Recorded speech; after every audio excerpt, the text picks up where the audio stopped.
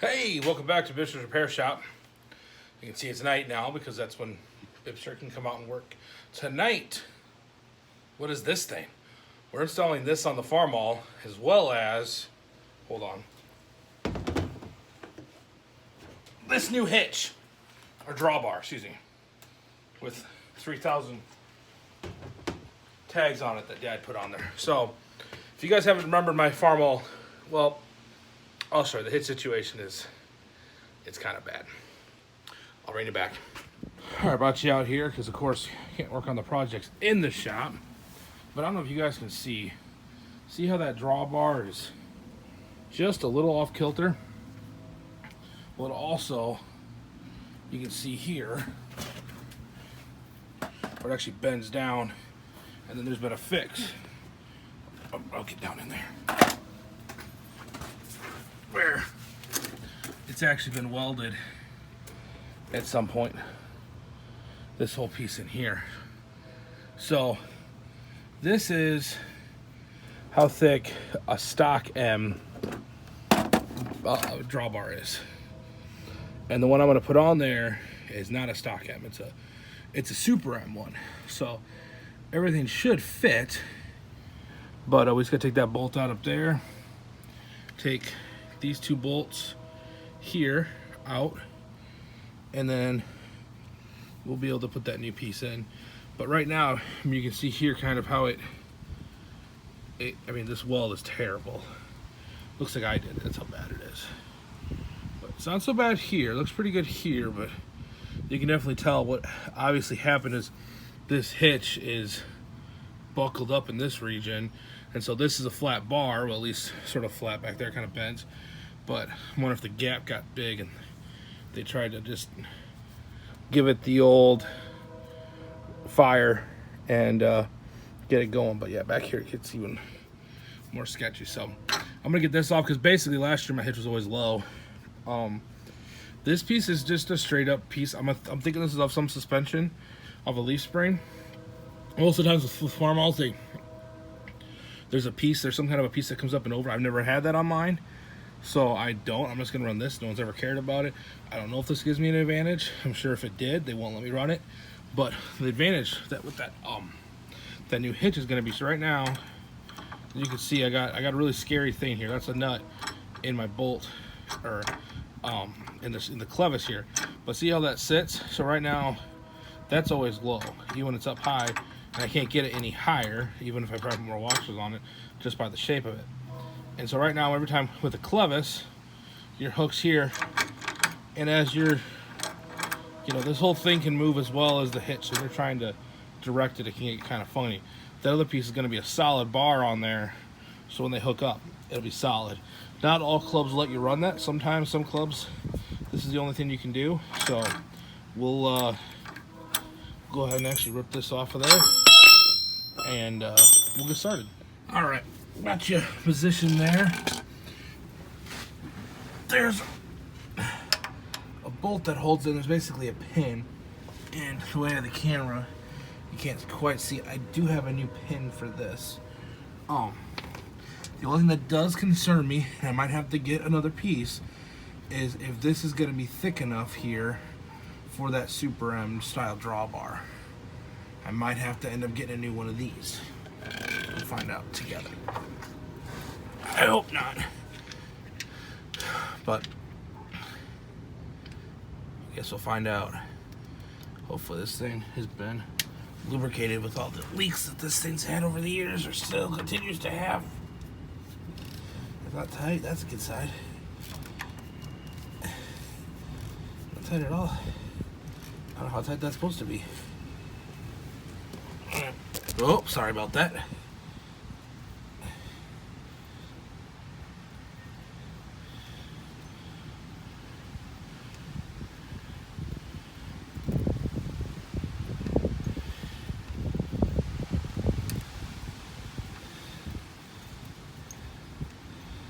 Take this bolt out. I don't know if that thing's supposed to kind of fall out of there, or if once I take this back loose, if it then will drop. All right, I'll bring you around to the back. we'll see how that looks. All right. I already got these popped loose, sort of. When I first got this tractor, these were all sorts of loose and the whole hitch would shake all the time. Hey, that pin fell out, that's good. So, which means this thing should be pretty much ready to fall out. When I get this out, I'll take it up to the workbench, which is typical in BIBSTER'S style. It's actually just 2 trash cans right now. But, and we'll take a gandy at what we got, the differences we got going on here. Like I said, I am not sure on how that piece in there is going to work now that I look at it and walk at it. Figuring out that is narrow, it kind of pinches. We'll find out if it fits. If it doesn't, it's not going to be the end of the world. I'm sure I can find one of those. I've actually seen them for sale in a few places, so I'll just have to do some digging, but we'll find out. So that piece will come out. Like I said, this is off of some kind of a pickup truck or something. Okay. Normally I'd be using impacts and all this stuff, but if you can't tell, it's like 9 o'clock at night out here. And I'm trying to not make all the noise in the world so my neighbors don't absolutely hate me. Let me check this pin out. I did get a new one of these, but probably just going to slide this baby back in because it seems like it's in good shape. I'll save the other one for another project or something. Yeah. Alright. Drawbar's off. I am going to save this because I have some ideas on things I can do with it, but I'll bring it back. We'll go up to the bench and check these things out.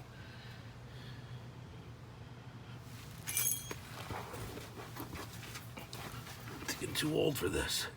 Here they are both laying on the floor next to each other, and you can see, notice how this one is actually laying flat on the floor. Now this has some bolts and stuff in it, but look at that. Look at how much, I mean, you're not using a feeler gauge to figure out how off that is. Now there's a bolt under there, so that's not helping. But, I mean, it still is pretty close to touching back there. It is touching right there.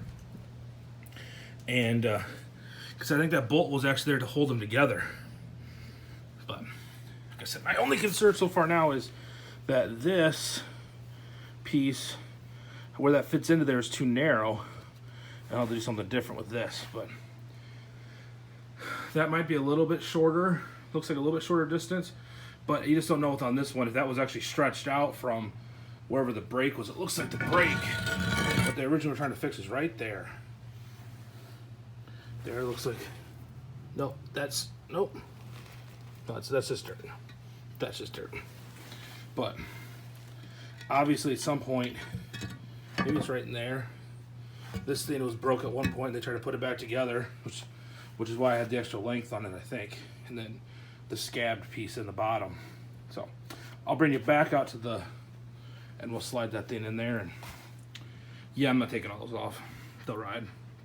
Let them ride. We'll be back. All right. Here is the big moment. Probably get in the shot a little bit.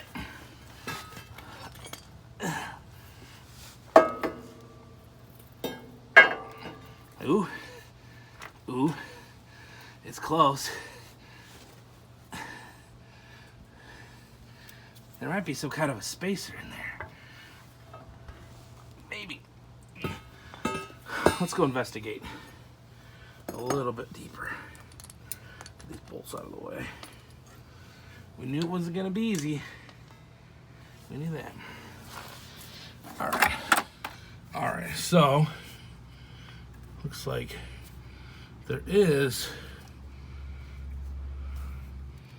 I thought it was maybe some kind of a big washer in there, but it's actually attached. It's not. So I think that's gonna be our problem. As you can see, it's close. Maybe.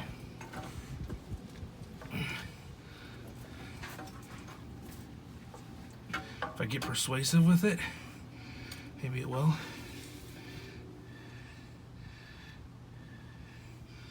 I wonder if it would. I mean, it looks like it wants to, it's right.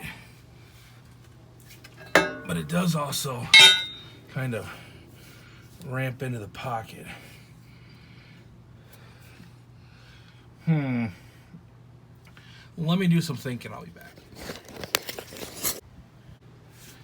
All right, so after much conclusion, I found one on eBay. So I'm gonna pull this off and look and see if there's anything I could do to make it work, but more than likely it's like 40 bucks for the one from the old Evil Bay. So I'm gonna do the right thing at 9:45 on a Tuesday.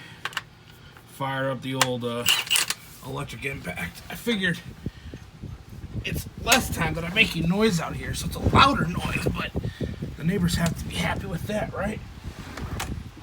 Oops.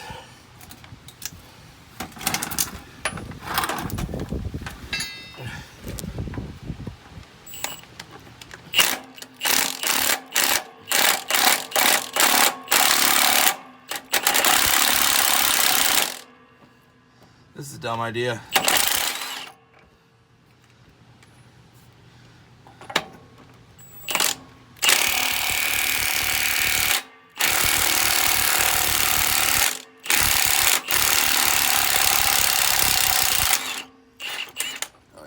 Thrilled. Just thrilled. Should probably catch it on this one. Be a good idea.